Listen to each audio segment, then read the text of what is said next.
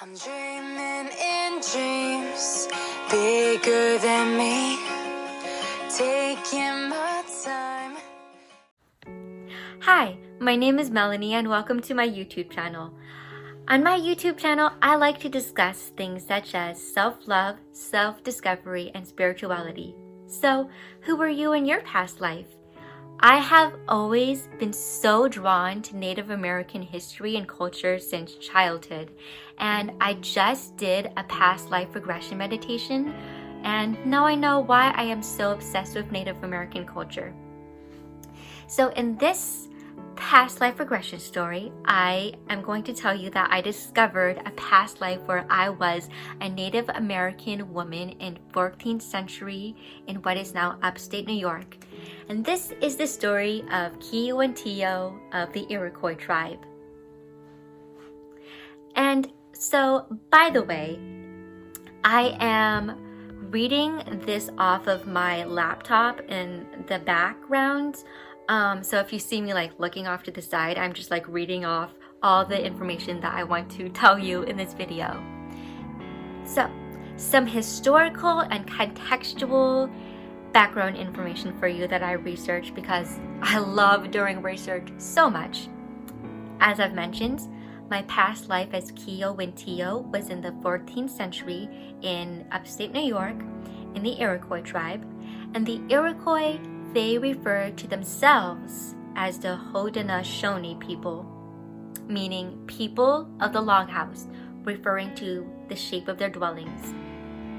And the Iroquois, they didn't live in teepees like a lot of Native American tribes across the United States, but rather these longhouses, they housed large extended families and symbolized the importance of, unity and togetherness.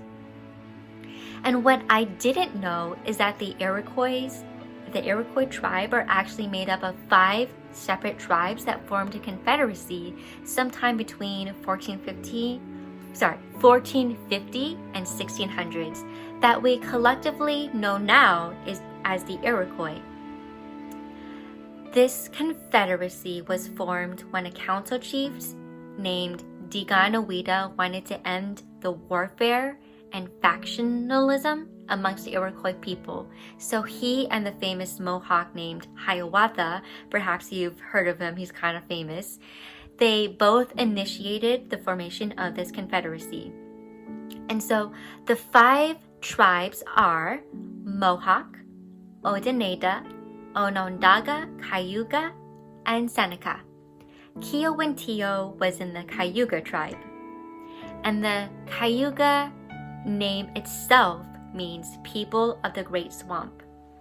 And the Cayuga homeland lies now in what is now upstate New York in the Finger Lakes region along the Cayuga Lake with the Onondaga tribe to the east and the Seneca tribe to the west.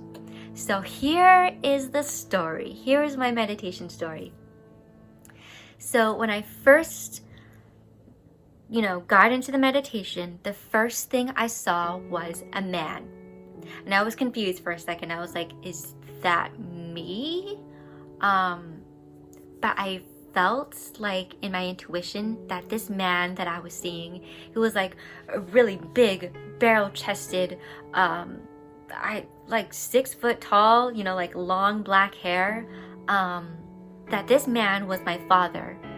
And I feel like he wasn't the chief of my tribe, but he was a pretty important and well-respected elder in my tribe.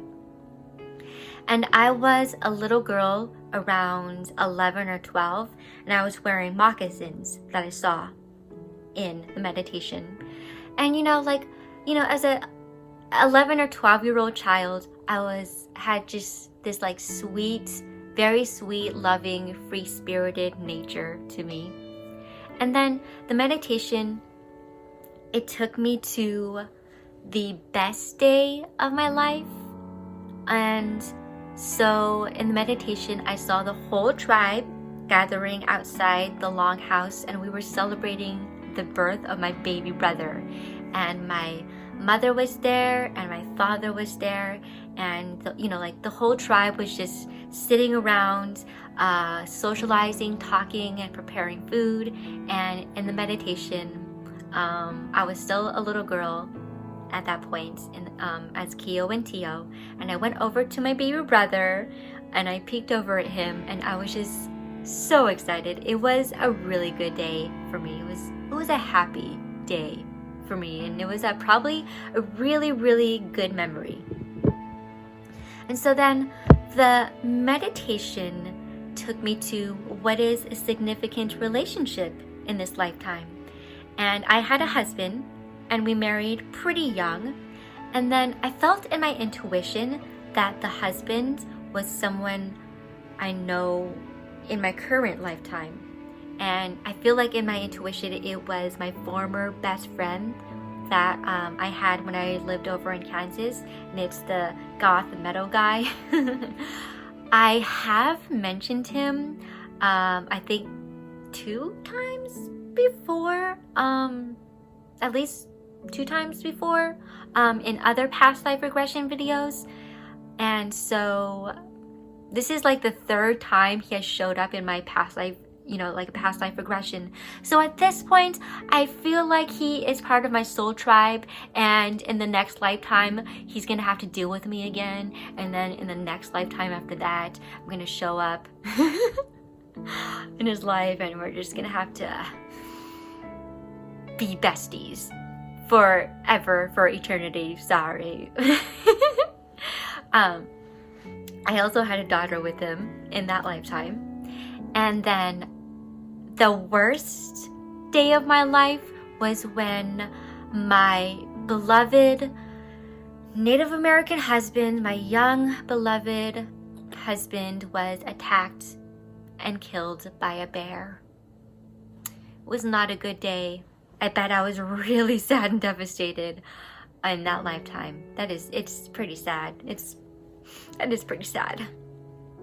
So I did have a daughter with him, and then I died as an old woman surrounded by my daughter. So in this last part of this video, I am going to tell you some of the reasons why I have just been so interested in Native American culture and history, and how that ties into discovering how I was Kio and Tio, the Native American woman that I was in my past life.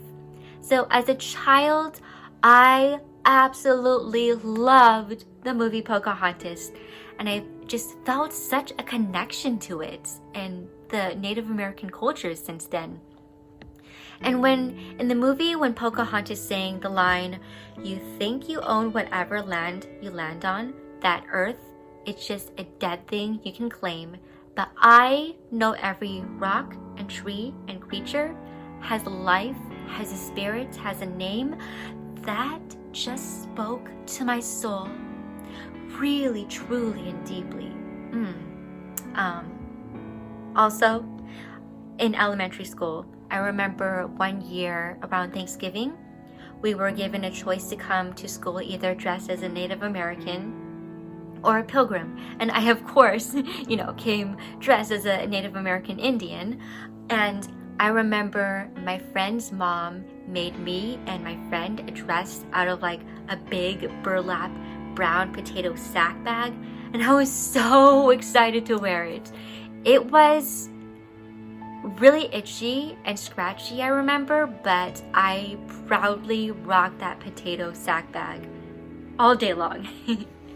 And then, for some reason, I've always just been drawn to upstate New York, just like New York in the whole entirety.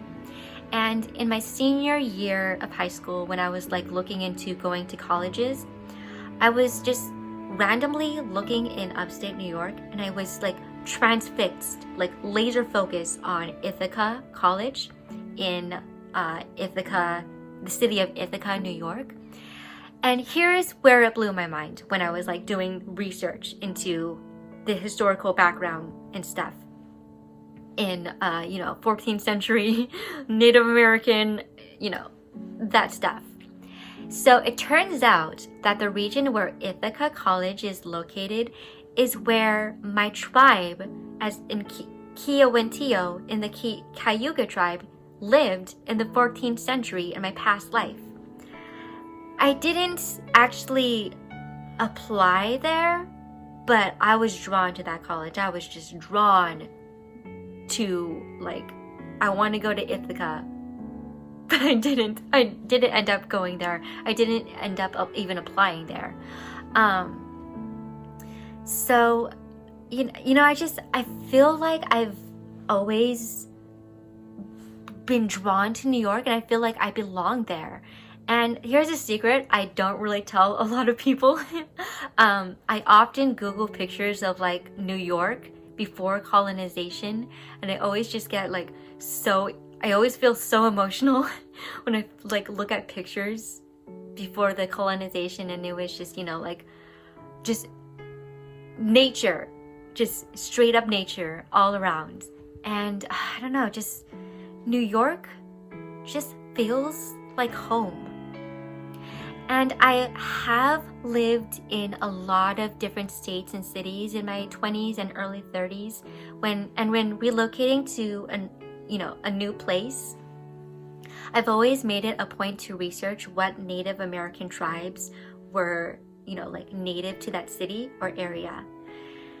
And here's the end of the video. Thank you so much for watching my video and supporting my channel.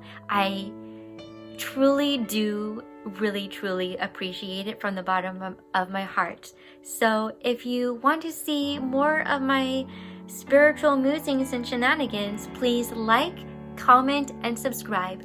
Thank you so much, and see you next time. All right, bye.